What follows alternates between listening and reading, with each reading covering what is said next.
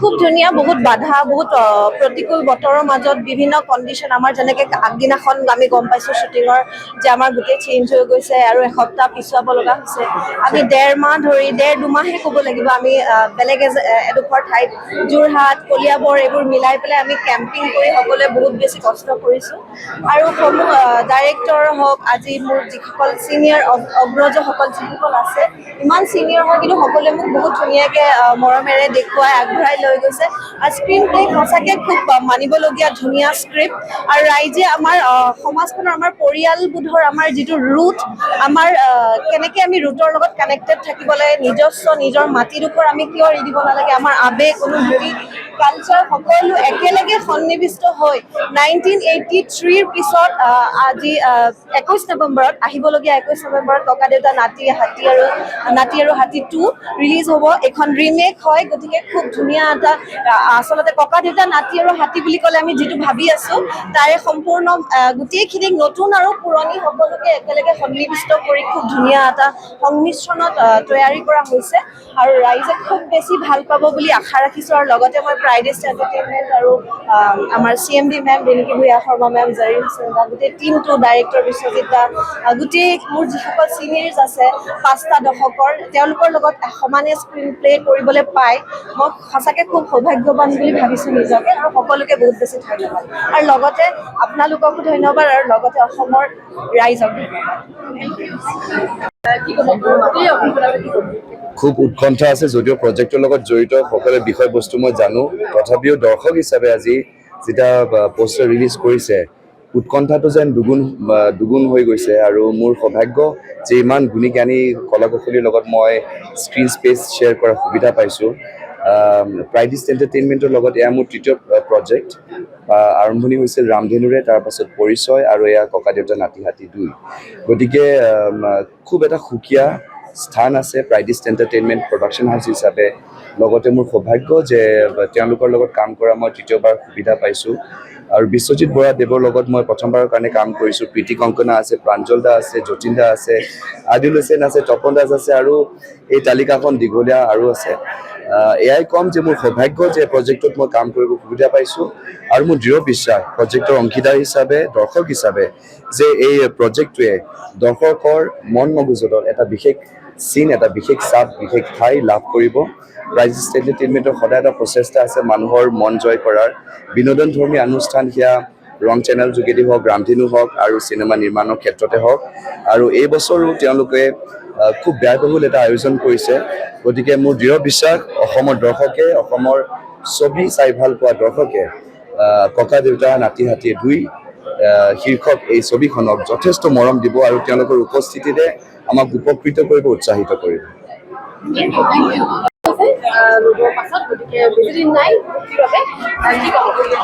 খুবেই ভাল লাগিছে। চিনেমাখনৰ দ্ৰুতগতিত কাম চলিছে। আজি পোষ্টাৰ ৰিলিজ হৈছে, তাৰপিছত আমাৰ ট্ৰেইলাৰ, টিজাৰ আহিব। চিনেমাখন 21 নৱেম্বৰত ৰিলিজ হ'ব। আমি খুবেই আশাবাদী, আৰু ছবিখনৰ কাম এতিয়া মুম্বাইত হৈ আছে, চেন্নাইত হৈ আছে। আৰু অসমীয়া ৰাইজে, মই আশা কৰোঁ যে ডিৰেক্টৰ চিনেমাখন এখন ভাল চিনেমা, উন্নতমানৰ চিনেমা ৰাইজে পাব বুলি মই বিশ্বাস। আৰু আমিও কষ্ট কৰিছোঁ, দিনে ৰাতিয়ে লাগিছোঁ যে এখন ছবি ৰাইজৰ মনোগ্ৰাহী এখন ছবি হয় বুলি ভাবিছোঁ। চিনেমাখন মুম্বাইত হৈ আছে। শ্বেতা ভেংকট, তেখেতে one of the best editors in India. তেখেতে ডাঙৰ ব্লকবাষ্টাৰ্ছ বহুত কৰিছে, আৰু সেই শ্বেতা ভেংকটে ছবিখনৰ কৰি আছে। আমাৰ এডিটিং এইকেইদিনতে শেষ হ'ব। তাৰপিছত আমাৰ বিভিন্ন ধৰণৰ বেলেগ যিখিনি কাম আছে পষ্ট প্ৰডাকশ্যন। কাৰণ পষ্ট প্ৰডাকশ্যন যে এটা ইমান ডাঙৰ, যেনেকৈ শ্বুটিং ডাঙৰ, শ্বুটিঙৰ যিমান কাম হয় তাৰ লগে লগে যে পষ্ট প্ৰডাকশ্যনটো ইমানেই ডাঙৰ হয়, এই ছবিখনত আমি সেই যেনেধৰণে কৰিব লাগে আমি তেনেধৰণে কৰিছোঁ। হয়, তো শ্বেতা ভেংকটে ছবিখনৰ মোৰে খুব ভাল লাগিছে যে ডিৰেক্টৰ, কাৰণ তেখেতে প্ৰথম যেতিয়া চাই পেলাই মোক সেইদিনা ৰাতিপুৱা ফোন কৰিছে, আৰু তেখেতে মোক কৈছে যে এই ছবিখন মানে তেখেতক দিয়াৰ কাৰণে, এডিট কৰিবলৈ দিয়াৰ কাৰণে ধন্যবাদ জনাইছে। আৰু এনেকুৱা এখন ফ্ৰেছনেছ তেওঁ মানে প্ৰথমবাৰৰ কাৰণে অসমীয়া চিনেমা তেওঁ কৰিছে, সেইকাৰণে এটা ফ্ৰেছনেছ তেওঁ পাইছে। আৰু চিনেমাখনৰ খুব ধুনীয়া এটা কাহিনী, আৰু খুব সাৱলীল এখন চিনেমা হ'ব বুলি তেওঁ ফিডবেকটো তেনেধৰণে জনাইছে। দৃশ্যগ্ৰহণ শেষ হৈছে। এটা চেজিং ছিকুৱেঞ্চ আছে যিটো আমি মুম্বাইত কৰিম অনাগত কেইদিনমানৰ ভিতৰতে, আৰু সেইটো চেজিং ছিকুৱেঞ্চত বিভিন্ন ধৰণৰ বাহিৰৰ বলিউড আৰু চাউথৰ বিভিন্ন একশ্যন ডিৰেক্টৰ্ছে ইনভলভ হ'ব, কাৰণ এটা বহুত ক্ৰিটিকেল ছিকুৱেঞ্চ, চেজিং ছিকুৱেঞ্চ। আৰু বৰ্তমান আমি অলৰেডি বম্বেত এই বাকী স্কাউটিং আৰু বিভিন্ন ধৰণৰ যিখিনি কৰিব লাগে আমি সকলোখিনি কৰিছোঁ। পোনপ্ৰথমে সকলোকে নমস্কাৰ জনাইছোঁ। আৰু ককা দেউতা নাতি আৰু হাতী বুলি ক'লে এটা ইম'শ্যন হয়, প্ৰত্যেকজন অসমীয়াৰ বাবে এটা ইম'শ্যন। আৰু ককা দেউতা নাতি আৰু হাতীৰ দ্বিতীয়টো ছিকুৱেল ওলাবলৈ গৈ আছে, যাৰ বাবে আমি সকলোৱে খুবেই এক্সাইটেড হৈ আছোঁ। আৰু অসমবাসীক জনাবলৈ পাই সুখী হৈছোঁ যে এইখন মুভিত মই কণ্ঠদান কৰিছোঁ এটি গীতত, আৰু মই বহুত বেছি এক্সাইটেড হৈ আছোঁ আৰু হোপফুল হৈ আছোঁ যে অসমৰ প্ৰত্যেকগৰাকী ৰাইজে আমাৰ এই নতুন গীতটি খুব সুন্দৰকৈ আঁকোৱালি ল'ব, আৰু গীতটি খুবেই ধুনীয়া হৈছে। ধন্যবাদ। এইখন চিনেমা বহুত আশা আৰু উৎসাহেৰে বনাইছোঁ, আৰু এটাই মনত ইচ্ছা আছে যে আমাৰ সদায় যেতিয়া অসমীয়া চিনেমা ৰিলিজ দিয়ে বুলি কয়, আমি সদায় হিন্দী চিনেমাবিলাক চাব লাগে, যাতে আমাৰ অসমীয়া চিনেমাৰ মানুহখিনি কোনো মানে সোনকালে গুচি নাযায় হলৰ পৰা। চ' এইখন চিনেমা এনেকৈ মানদণ্ডত বনাইছোঁ যে আমি বলিউডৰ লগত আমি এটা কম্পিটিশ্যন দিবৰ কাৰণে আমি এটা চেষ্টা কৰিছোঁ, আৰু আশা কৰিছোঁ যে সিমানখিনি, কাৰণ আমি যি আমাৰ এই গোটেই চিনেমাখনত ইনভলভ আছে, যেনেকৈ শ্বেতা ভেংকট, তেখেতে বলিউডৰ বহুত ব্লকবাষ্টাৰ্ছ বনাইছে, কৰিঅ'গ্ৰাফাৰ তেখেতে ৰজনীকান্তৰ লগতো কৰিছে। চ' আমি যিখিনি টেকনিকেলি কেমেৰাখিনি ইউজ কৰিছোঁ, এটা ওৱান অফ দ্য বেষ্ট হেৰি। চ' আশা কৰিছোঁ যে এই চিনেমাখন মানুহে যেতিয়া চায়, যেতিয়া, আৰু যিহেতু 1983 অলৰেডি এখন হিষ্ট্ৰী ক্ৰিয়েট কৰা মুভি, চ' ভাবিছোঁ যে এইটো ছেকেণ্ড প্ৰাইডিষ্টৰ পৰা যাতে মেগা ব্লকবাষ্টাৰ এখন কোনোৱে কেতিয়াও মানে তাতকৈ পাৰ হ'ব নোৱাৰাকৈ এটা প্ৰচেষ্টাত আমি আৰম্ভণি কৰিছোঁ।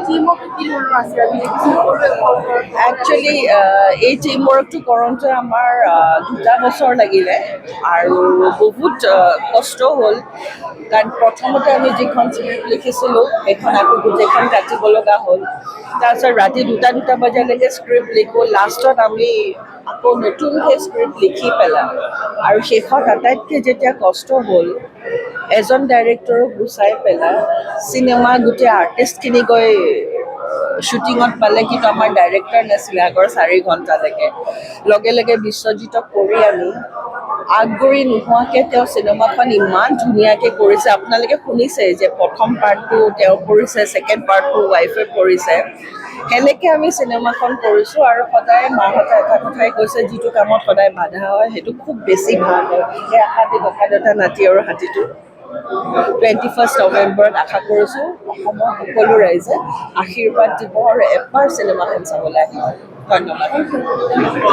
যিকোনো খবৰৰ বাবে যোগাযোগ কৰক 7099017330 লগতে 7099017110 নম্বৰত।